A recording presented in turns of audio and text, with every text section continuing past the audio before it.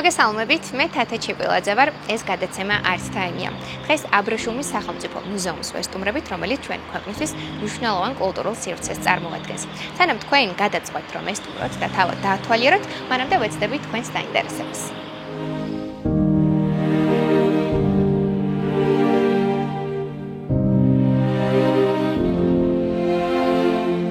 თანამშრომლები ყველა ამ ექსპედიციის დროს აკეთებდნენ ჩანაწერებს და ყოველწლიურად უშვებდნენ ანგარიშებს, რაშიც აღწერილია მთლიანად მდგომარეობა კავკასიის მაშინ, ასევე მუზეუმის დაარსების შესახებ და ბევრი ღირებული ინფორმაცია გვხვდება.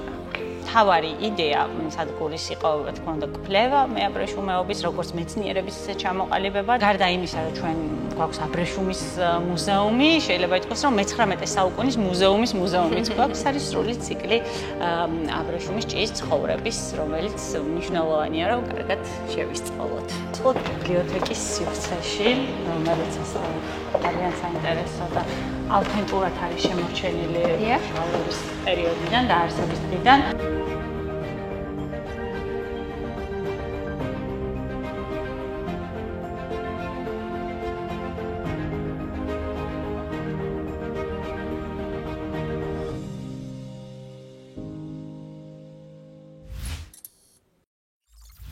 ჩვენი გადაცემის სტუმარია საულმე ფაჩუაშვილი, აბრეშუმის სახელმწიფო მუზეუმის კოლექციების კურატორი. მოგესალმებით, მადლობა რომ იღებთ გადაცემაში მონაწილეობას. მადლობა მოწვევისთვის.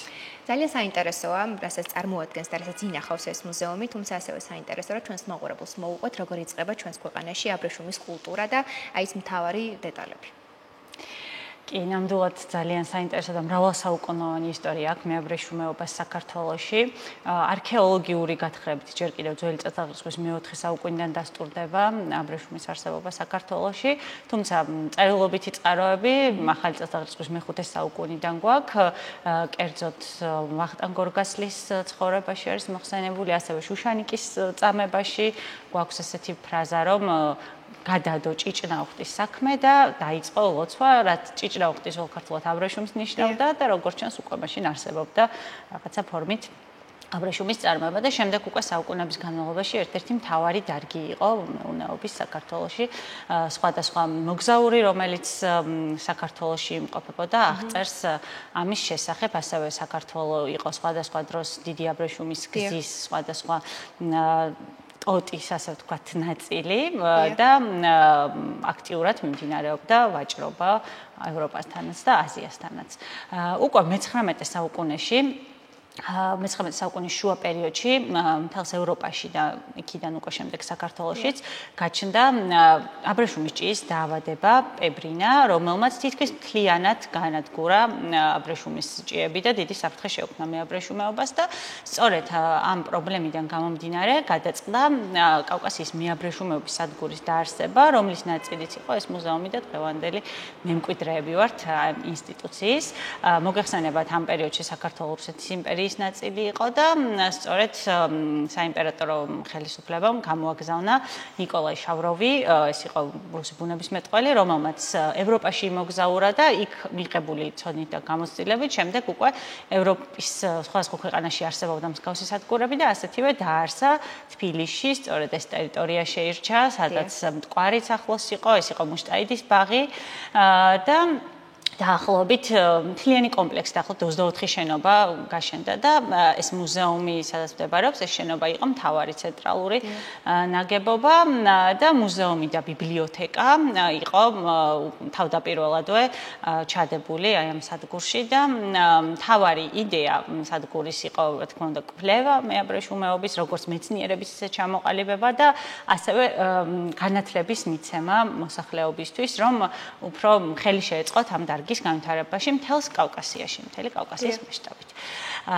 და ამ მუზეუმის მთავარი ფუნქცია იყო საგანმანათლებლო. აქედან გამომდინარე, აქ წარმოდგენილია სხვადასხვა ტიპის ექსპონატები, რომლებიც სხვადასხვანაირ კავშირში არის, ასე ვთქვათ, აბრეშუმის წარმოებასთან და აი, რამდენად მდიდარია ეს ექსპონატები? დიახ, საინტერესოა, რომ ესე იგი, აქ არის არა მხოლოდ რაღაცა ერთი ტიპის ან საბუნების მეტყველო, ან თქვათ ტექსტილთან დაკავშირებული, არამედ ძალიან მრავალფეროვანი კოლექცია და ასევე ბევრი სხვადასხვა ქვეყნიდან, თვითონ შავ რომაც ევროპაში მოგზაურობის შემდეგ ჩამოიტანა არაერთი კოლექცია, კავკასიაშიც ხდებოდა ექსპედიციები და მოსახლეობიდანაც ბევრი კოლექცია და ასევე დოკუმენტაცია შეგროვდა, ფოტოები, ფოტოგრაფიც ყავდათ, რომელიც იღებდა ფოტოებს და ძალიან ფასეული ინფორმაცია გვაქვს შემორჩენილი სწორედ აი ამ დოკუმენტაციის შედეგად და ასევე მათ ჰქონდათ სხვადასხვა ქვეყნის ცენტრებთან კავშირი და წიგნებიც და ექსპონატებიც სხვადასხვა ქვეყნიდან შემოდიოდა. აქედან გამომდინარე ძალიან მნიშვნელოვანი და საინტერესო კოლექციაა, თუმცა მე-20 საუკუნის განმავლობაშიც დაემატა კოლექციის ნაწილი და 21-აშიც მუზეუმს და მივიღეთ საკმაოდ საინტერესო მასალა. გარდა ამისა, თვითონ შენობა არის ძალიან მნიშვნელოვანი და უნიკალური. ეს შენობა აშენდა გაიხსნა 1891 წელს და მისი როგორც მთლიანი კომპლექსის არქიტექტორი იყო პოლონური წარმოშობის ალექსანდრე შიმკევიჩი, რომელიც თბილისის მთავარი არქიტექტორიც იყო და სხვა რაერთი შენობა აქვს თბილისში დაპროექტებული და შიდა ინტერიერი და ავეჯიც მისი პროექტით შესრულდა და გარდა იმისა, რომ ჩვენ გვაქვს აბრეშუმის მუზეუმი, შეიძლება ითქვას, რომ მე-19 საუკუნის მუზეუმიც გვაქვს, ანუ როგორ გამოიყურებოდა მაშინ ოდნავ რა თქმა უნდა შეცვლილი არის განლაგება ავეჯის და ასე შემდეგ, მაგრამ ძირითადად შენარჩუნებული არის ავთენტური ატმოსფერო. სანამ ჩვენს მაყურებელს დავათვალიერებინებთ მუზეუმს, მანამდე მინდა თქვენ მათ შეახსენოთ თუ რა ინახება მუზეუმში და რის ნახვას შეძლებს მოსული მნახველი. აბრეშუმის მუზეუმში შეგიძლიათ დაათვალიეროთ სხვადასხვა ტიპის კოლექცია, რომელიც ეხება მეაბრეშუმეობას დაწყებული აბრეშუმის ჭიის ბიოლოგიიდან, მაგალითად აბრეშუმის პარკებთან ვდგავართ ახლა და აბრეშუმის მუზეუმს აქვს მსოფლიოში ერთ-ერთი ყველაზე მრავალფეროვანი კოლექცია აბრეშუმის პარკების, ეს არის სხვადასხვა ქვეყნიდან, სხვადასხვა ჯიშის აბრეშუმის ჭიის მიერ დახვეული პარკი. აქ მხოლოდ მცირე ნაწილია, დანარჩენი ჩვენს საცავებში ინახება და ასევე თუთის ხესთან დაკავშირებული კოლექცია, იმიტომ რომ მოგეხსენება თუთის ფოთოლი არის ერთადერთი საკვები, რომელსაც იღებს აბრეშუმის ჭია და სწორედ ამიტომ გამოდის აბრეშუმი ესეთი ხარისხიანი და მძინვარე და ასე შემდეგ. და ასევე გვაქვს ეთნოგრაფიული კოლექცია, ფოტოკოლექცია, როგორც ვახსენე, ქსოვილების ძალიან მრავალფეროვანი ნიმუშები, სხვადასხვა ტექნიკით შესრულებული და მრავალი საღებავების კოლექცია, აბრეშუმის ქიმიური და არაქიმიური, ბუნებრივი საღებავები და ბევრი ძალიან საინტერესო ექსპონატი, რომელიც დახვდება აქაურ დამთვალიერებელს. ძალიან საინტერესო და სანამ ჩვენი მაყურებელი გადაწყვეტს, რომ საკუთარი თვალით მოვიდეს და დაათვალიეროს აბრეშუმის მუზეუმი, მოდით ჩვენ მანამდე ვეცადოთ მათ დაინტერესებას და გავაცნოთ თუ რა არის წარმოდგენილი დღეს აბრეშუმის სახელმწიფო მუზეუმში. კი ბატონო, აქ რაც არის აღსანიშნავი, რაც თვალითაც შეგიძლიათ შეამჩნიოთ, რომ აბრეშუმის პარკები ჯიშებიდან გამომდინარე შეიძლება იყოს სხვადასხვა ზომის, ფორმის, ფერის და შესაბამისად მისგან ამოხვეული აბრეშუმიც სხვადასხვა ხარისხის და სხვადასხვა რაოდენობის გვხდება. შემდეგი საინტერესო კოლექცია, რაზეც უნდა ვისაუბროთ, ეს არის აბრეშუმის ჭიის ბიოლოგია, რომელზეც ჩვენ სპეციალური პროგრამაც გვაქვს სკოლის მოსწავლეებისთვის შექმნილი, იქიდან გამომდინარე, რომ ისინი სკოლაშიც გადიან ჭიის ცხოვრების ციკლს და ეს არის ჩვენთან წარმოდგენილია ყველა ეტაპი აბრეშუმის ჭიის განვითარების და მისი ცხოვრების ფაზები, ასე რომ ვთქვათ. თავიდან ეს არის კვერცხი ანუ გრენა, ძალიან მცირე ზომის, რომლიდანაც იჩეკება 4 მმ ჭია და შემდეგ უკვე ის იზრდება, ჭამს თუთის ფოთოლს, როგორც ვახსენეთ და შემდეგ უკვე დაახლოს აბრეშუმის პარკს თავის გარშემო, შიგნით გადაიქცევა ჭუპრად, ჭუპრის შემდეგ გადაიქცევა პეპლად და გამოვა პარკიდან და ისევ დადებს კვერცხს და ეს არის სრული ციკლი აბრეშუმის ჭიის ცხოვრების, რომელიც მნიშვნელოვანია, რომ კარგად შევისწავლოთ. ახლა კი შეგვიძლია გადავინაცვლოთ ეგრეთ წოდებულ თუთის ოთახში, რომელიც ჩვენ მთლიანად მიზღვნილი გვაქვს თუთის ხისადმი, როგორც ესეთი ძალიან მნიშვნელოვანი მცენარისადმი მეაბრეშუმეობაში. კი ბატონო, გადავინაცვლოთ და ვნახოთ. საკმაოდ საინტერესო სივრცეებია. საინტერესო კარადა არის თუთის ხისგან შექმნილი ნაკეთობები. ეს არის სხვადასხვა ნივთი, რომელსაც ყოველდღიურ ცხოვრებაში ვიყენებთ, მაგალითად მუსიკალური საკრავები, ტრადიციული კავკასიური საკრავები, რომელიც თუთის ხისგან მზადდებოდა, ასევე სხვადასხვა ყოველდღიური ნივთი და ასევე საკვები პროდუქტები, რომელიც თუთისგან შეგვიძლია დავამზადოთ, მაგალითად თუნდაც მურაბა, ბაქმაზი, სპირტი, ძმარი, ზეთი და ასე შემდეგ. ანუ გარდა მეაბრეშუმეობისა, თუთის ხეს სხვა მრავალნაირი გამოყენებაც აქვს. ძალიან საინტერესო. კიდევ რა არის? ასევე ბავშვების საყვარელი ერთ-ერთი ექსპონატი, ეს არის თუთის ხის ფესვები, რომელიც სპეციალურად მუზეუმისთვის ამოიღეს მიწიდან და საინტერესო არის ის, რომ ყოველთვის ვთხოვთ ბავშვებს გამოიცნონ ამ ხის ასაკი და ყველას გონია, რომ არის ძალიან ხანდაზმული ეს ხე. სინამდვილეში მხოლოდ 4 წლის არის, რაც შეგვიძლია მივხვდეთ თვითონ ფესვების სისქიდან გამომდინარე და რა თქმა უნდა ფესვები არის გრძელი იმისთვის, რომ წყალს მიაგნოს და შემდეგ უკვე გაიზარდოს მიწის ზემოთაც. ამ ცენტრალურ კარადაში განთავსებული გვაქვს თუთის ღეროები, თესლი და ასევე საინტერესოა კიდევ სხვა მცენარეები, რომლებიც იმ შემთხვევაში თუ არ აქვს თუთის ფოთოლი, შეგვიძლია აბრეშუმის ჭიას ცოტა ხნით ვაჭამოთ, ეგრეთ წოდებული სუროგატი მცენარეები.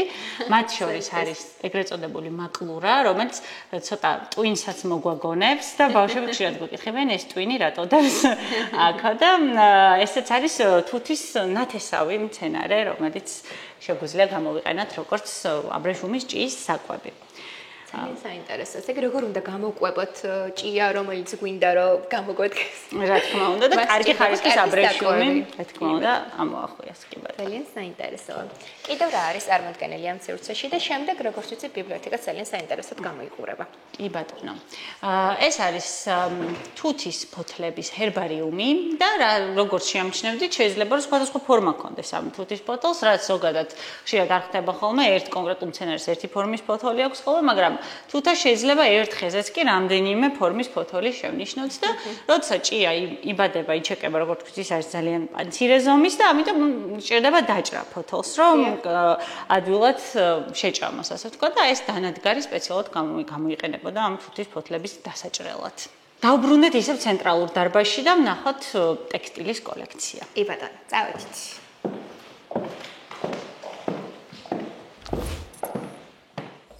ეს არის მაქმანების კოლექცია.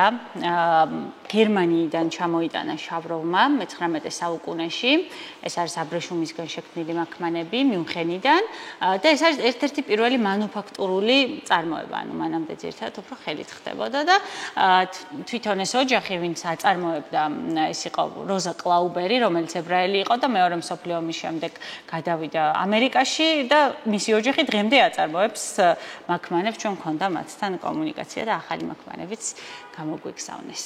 ქსოვილების კიდევ ერთი მნიშვნელოვანი კოლექცია მინდა გაჩვენოთ, ამჯერად უკვე კავკასიიდან და საქართველოსდან მათ შორის შექმნილი შინამრეწველობის ნიმუშები.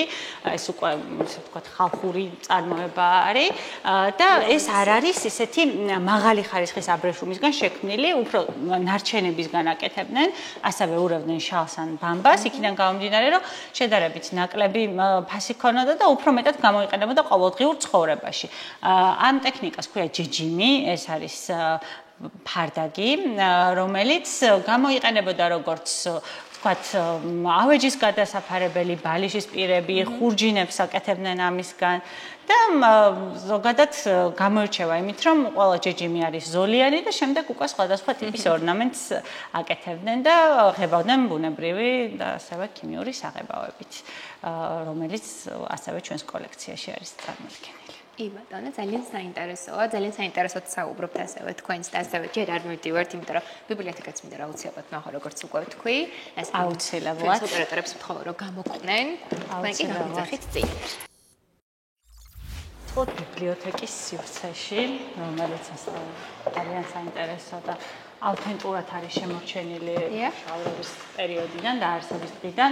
ამ შემთხვევაში ამ დარბაზში თვითონ ავეჯის განლაგებაც კი არ არის შეცვლილი და ზუსტად აი ამ კედლებისთვის ულამაზესია და როგორი ისეთი სურნელი აქვს, რომელიც ვიცი რომ ძალიან ბევრს უყვარს.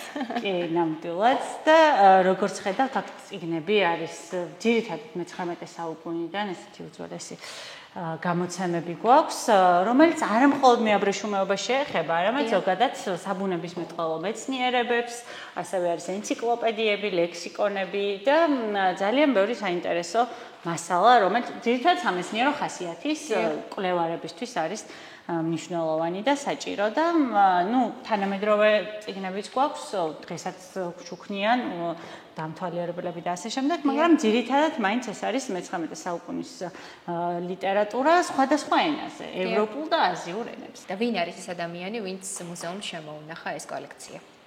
ძირითადად ეს წიგნების კოლექცია შეაგროვა ნიკოლაი შავროვმა, როდესაც ის დადიოდა იგივე ევროპაში, თუ აზიაში სხვადასხვა მოგზაურობებში და ასევე რაც ჩვენთვის ძალიან მნიშვნელოვანია, როგორც ვახსენე, ექსპედიციები ტარდებოდა კავკასიის მასშტაბით და ეს თანამშრომლები ყველა ამ ექსპედიციის დროს აკეთებდნენ ჩანაწერებს და ყოველწლიურად უშვებდნენ ანგარიშებს, რაშიც აღწერილია მთლიანად მდგომარეობა კავკასიის მაშინ, ასევე მუზეუმის დაარსების შესახებ და ბევრი ღირებული ინფორმაცია გვაქვს შემონახული.